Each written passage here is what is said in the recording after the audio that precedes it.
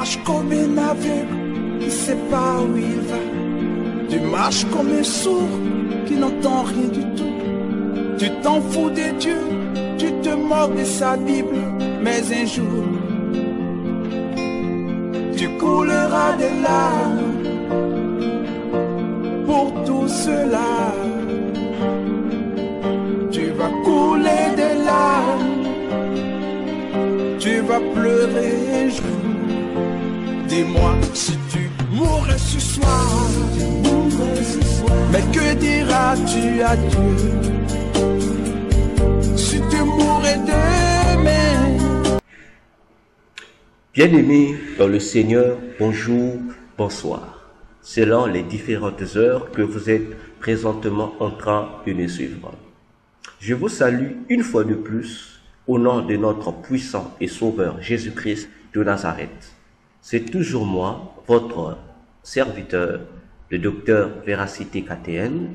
Et aujourd'hui, ce matin du 30 juin 2023, aux environs de 7 heures dépassées de 30 minutes, alors que j'étais en route pour mon boulot, le Seigneur s'est mis à m'expliquer un passage biblique que je voudrais également partager avec vous. Vous me poserez sûrement la question de savoir comment le Seigneur s'est-il mis à m'expliquer ce passage. Bien-aimé, j'entends le Seigneur me parler. J'ai entendu la voix du Seigneur me parler. Alors, le passage biblique en question, c'est Matthieu chapitre 5, le verset 45. Matthieu 5, le verset 45. Mais pour plus de compréhension de ce passage, nous allons considérer le verset 44 avant d'atteindre le verset 45. Alors, prêtez-moi votre attention s'il vous plaît. Ce passage, ce que le Seigneur venait de m'expliquer tout à l'heure, nous fera tous du bien. Alors, bien-aimés dans le Seigneur, prenons ensemble nos Bibles et nous allons lire. Je prends ma Bible, version David Martin. Je vais lire ce que Jésus déclare dans ce passage. De Matthieu 5, le verset 44 et le verset 45. Mais la base du verset expliqué par le Seigneur ce matin, c'est au verset 45. Lisons ensemble. Mais moi, je vous dis, aimez vos ennemis et bénissez ceux qui vous maudissent. Faites du bien à ceux qui vous haïssent et priez pour ceux qui courent, sucent et vous persécutent. Le verset 45, qui est l'objet de notre partage ce matin, c'est afin que vous soyez les enfants de votre Père qui est aux cieux. Voilà la partie qui nous concerne particulièrement, c'est celle-ci. Car il fait lever son soleil sur les méchants et sur les gens de bien. Et il envoie sa pluie sur les justes et sur les injustes. Je reprends cette partie C du verset 45. Et il envoie sa pluie sur les justes et sur les injustes. Bien-aimés dans le Seigneur, voilà le verset 45 de Matthieu 5, partie C, où il est déclaré que Dieu fait pleuvoir sur les justes et sur les injustes. Alors, pendant que je marchais, le Seigneur me dit que sa pluie est aussi une bénédiction que lui, le Seigneur, répand sur les justes, ses enfants, et sur les injustes, ceux qui ne sont pas ses enfants, c'est-à-dire sur les païens. Alors, Le Seigneur me dit ceci, que dans les bénédictions que lui, notre Dieu, Jésus, donne au monde, il y a deux groupes. Il y a des bénédictions que le Seigneur a appelées naturelles et des bénédictions que le Seigneur a appelées particulières. Jusqu'à là, je n'ai pas compris ce que le Seigneur voulait me dire par là. Et le Seigneur descend encore, dit que ces deux catégories de bénédictions sont ce qu'il appelle la bénédiction naturelle. Il dit que c'est une bénédiction pour tous, c'est-à-dire une bénédiction que lui, Dieu, donne à toutes les personnes qu'il a créées, à toutes les personnes qui sont ses créatures. Il appelle ça la bénédiction naturelle ou encore la bénédiction pour tous. Cependant, la bénédiction que le Seigneur appelle la bénédiction particulière, il dit c'est une bénédiction réservée. Et il ajoute, après avoir dit que c'est une bénédiction réservée, le Seigneur dit c'est une bénédiction privée. Il dit privée. Et il dit que les bénédictions privées, ce sont les bénédictions que lui, le Seigneur Jésus, réserve uniquement à tous ceux qui sont ses enfants, à tous ceux qui font partie de son cahier, de son carnet familial. C'est-à-dire que les bénédictions naturelles, les bénédictions pour tous, dit le Seigneur, ce sont des bénédictions publiques. Oui, voilà le mot que le Seigneur a ajouté. Il dit ce sont des bénédictions publiques qui sont réservées à tout le monde. Mais tandis que les bénédictions que lui, notre Dieu, destine spécialement pour ses enfants, il dit ce sont des bénédictions privées. Le Seigneur va encore ajouter pour me dire, pour m'expliquer ceci. Il dit, regarde dans l'Éden. Il parle du jardin d'Éden. Il dit, j'ai donné à l'homme deux missions. Il dit, la première mission que j'ai donnée à l'homme était une mission publique. Et la seconde mission que j'ai donnée à l'homme en Éden était une mission privée. Il dit, public, je lui ai dit, tu domineras sur tout ce que moi j'ai créé. Nous connaissons le verset. Genèse, le verset 26 jusqu'au verset 28, où Dieu dit à l'homme, créons l'homme à notre image et à notre ressemblance, pour qu'il domine, pour qu'il assujettisse, pour qu'il s'étende, pour qu'il se multiplie, pour qu'il remplisse la terre. Voyez-vous? Et cette première mission qu'il donne à l'homme, le Seigneur Jésus appelle ça une mission publique.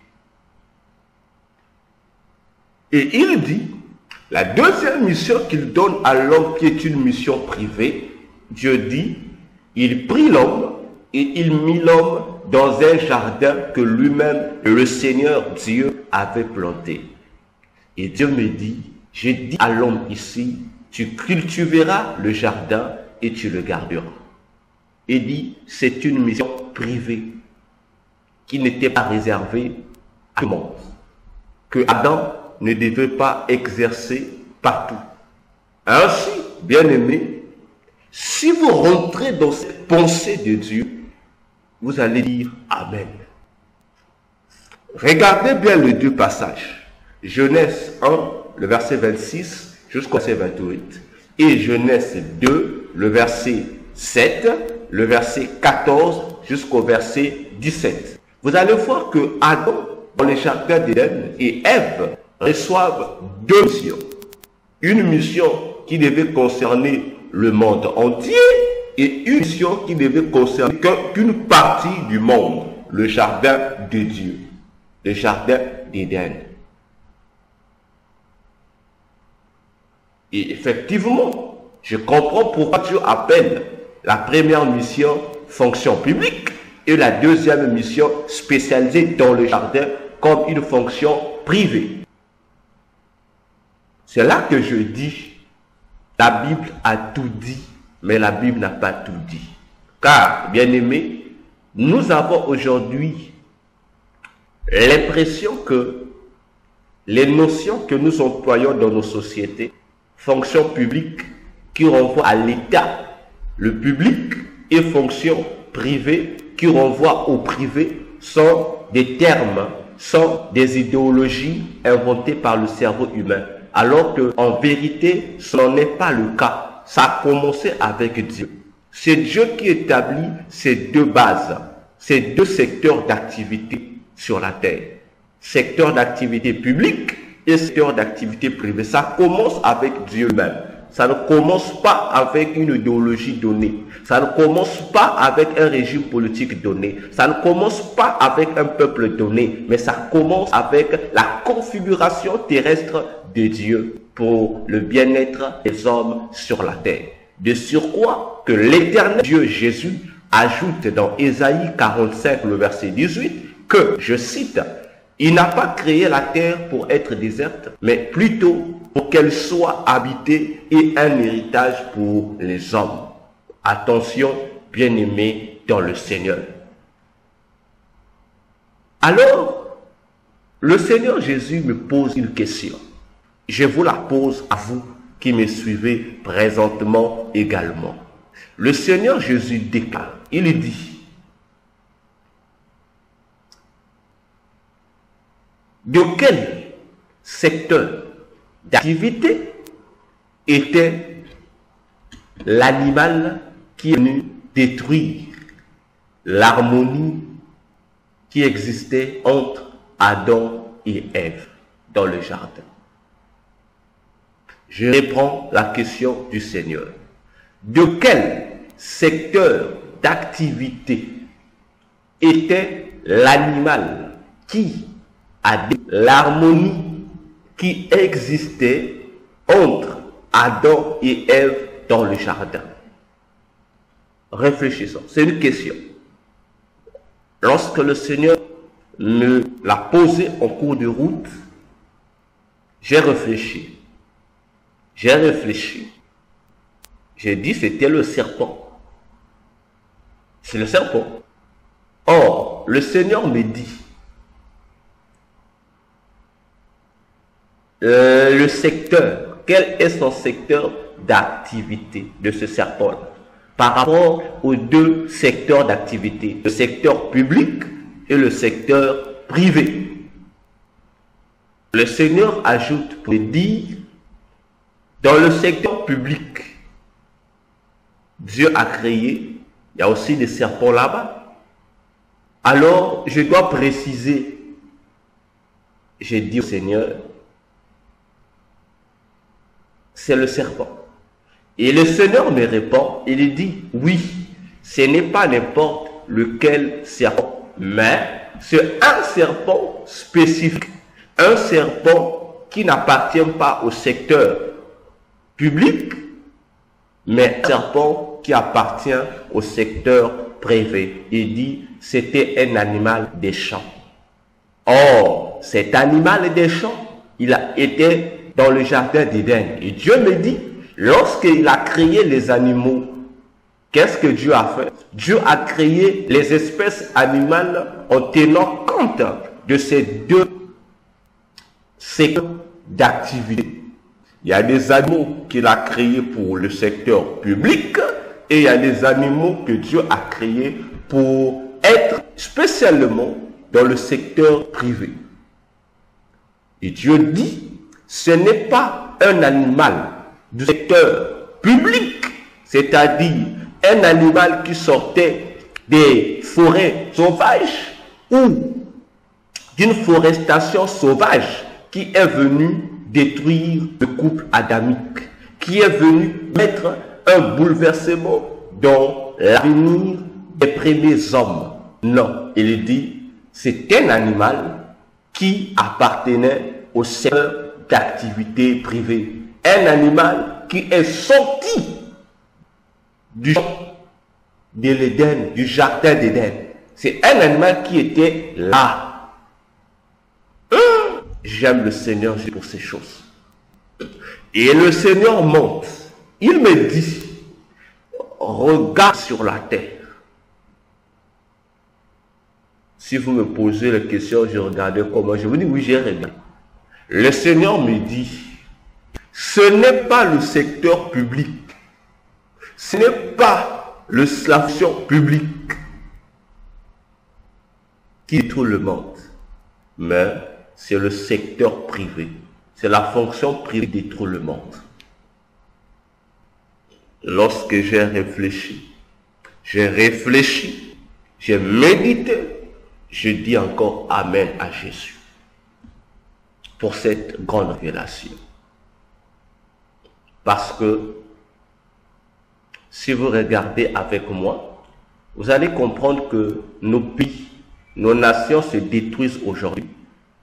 Naturellement, nous accusons l'État, nous accusons nos politiciens, nous accusons nos chefs d'État. Mais nos autorités politiques, nos chefs d'État, nos rois, nos leaders politiques, nos États, nos nations, ils sont dans quel secteur d'activité? Ils sont dans le secteur d'activité pour tous. Ils sont dans le secteur public. Voilà pourquoi ils sont appelés l'État ou le public. N'est-ce pas? Or, la véritable source de nos malheurs, la véritable source de la destruction de nos pays, nations, contrées et autres, ce ne sont pas nos États, mais ce sont plutôt les publics, plutôt les privés, j'allais dire, les privés qui détruisent nos pays. Regardez bien dans le monde. Et nous allons réfléchir ensemble. Lesquels influencent nos États? Ce ne sont pas des sociétés privées. Ce ne sont pas des compagnies privées qui détruisent nos États, qui détruisent nos pays. Ces sociétés privées, ces secteurs d'activité privées qui portent aujourd'hui un nom. On les appelle les multinationaux ou les multinationales. Les multinationaux ou les multinationales. Les multinationaux ou les multinationales, ce ne sont pas un État, non. Ce sont des particuliers, ce sont des privés, ce sont des affairistes privés, n'est-ce pas, qui ne travaillent pas pour un État donné, mais qui travaillent pour leur propre compte. C'est pourquoi on fait des privés. Voyez-vous? Réfléchissons encore. Adam et Ève, où était son domicile, leur domicile? Où était leur habitation? Pourtant, il devait influencer le monde entier, n'est-ce pas? Mais où est-il le couple Adam et Ève, les premiers dirigeants du monde, les premiers gouvernants de la terre, les premiers chefs d'État établis par Dieu? Où vivaient-ils? Dans le secteur public ou dans le secteur privé? Vous conviendrez avec moi, et c'est une vérité, personne ne peut le nier, sauf les ignorants, ceux qui ne connaissent pas les choses de Dieu. Adam et Ève ne vivaient pas dans le secteur public, mais ils vivaient dans le secteur privé. Leur maison était dans le jardin d'Éden. Attention, Église. Ils vivaient dans le jardin d'Éden, dans le secteur privé. Raison pour laquelle, lorsque Adam et Ève ont péché, Dieu ne leur a pas chassé du monde, mais Dieu leur a chassé et privé et interdit d'y remettre pied où? Le jardin d'Éden.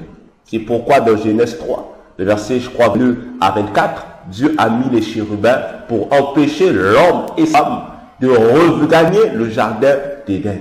Donc, le jardin d'Éden, le secteur privé, était la base du contrôle à partir de laquelle les premiers gouverneurs de la terre Adam et Ève influençaient le monde. Ils gouvernaient le monde. Oh, j'aime Jésus, c'est merveilleux.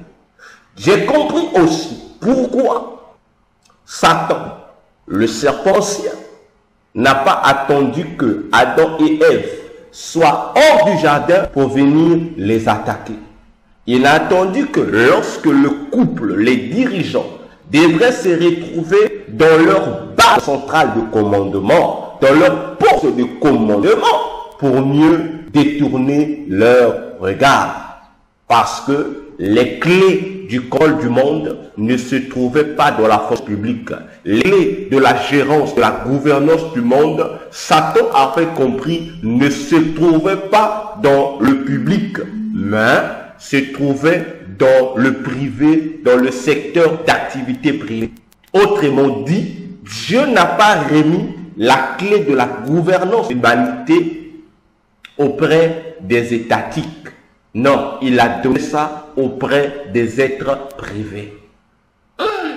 Satan aussi, pour détourner l'homme de ses clés, il fallait qu'il attaque l'homme à son poste de commandement. Il fallait qu'il attaque l'homme là où était même la base, la source de la force de l'homme, le jardin d'Éden. Alors, Église, vous tous qui me suivez sur YouTube, chercheurs de la vérité, leaders d'opinion, défenseurs des droits humains, révolutionnaires, c'est l'heure pour nous de bien réfléchir, de chercher à comprendre entre l'État et les privés où se trouve véritablement l'ennemi qu'il faut combattre. Réfléchissons encore. Je dis réfléchissons encore. L'organisation mondiale qui dirige toutes les politiques du monde, qui dirige tous les domaines politiques du monde, nous connaissons cette organisation. L'Organisation des Nations Unies, l'ONU. À qui appartient l'ONU? Est-ce que l'ONU appartient-elle à l'État américain? Je vous dirais non. L'ONU n'appartient pas au gouvernement américain, c'est faux. L'ONU est une organisation privée qui appartient aux individus et non à l'État américain. L'ONU n'appartient pas à l'État américain. Lorsque nous entendons l'Organisation des Nations Unies, ça donne l'impression que l'ONU est une structure qui appartient à l'État américain. Non, l'ONU n'appartient pas à l'État américain. L'ONU appartient aux particuliers, c'est-à-dire aux privés. L'ONU est une création des sociétés privées. C'est certains individus privés qui ont réuni leurs forces pour mettre à jour cette institution qui est l'ONU. Alors, tous nos États mondiaux, tous nos secteurs politiques ne sont pas gérés par l'État public, mais c'est géré par l'État privé, par les privés. Vous le savez, l'OMS, l'Organisation mondiale de la santé, est gérée par l'ONU. Donc, c'est toujours le privé. PNUD, l'organisation qui gère l'alimentation mondiale, l'organisation qui gère le travail mondial, le commerce mondial, en fait, toutes les activités du monde sont gérées par une organisation particulière dont vous connaissez les noms, n'est-ce pas? Mais toutes ces organisations-là qui sont à la tête de chaque art, de chaque travail qui existe sur la terre, n'appartiennent pas au secteur public, mais au privé. N'est-ce pas? Ce sont les multinationales ou les multinationaux.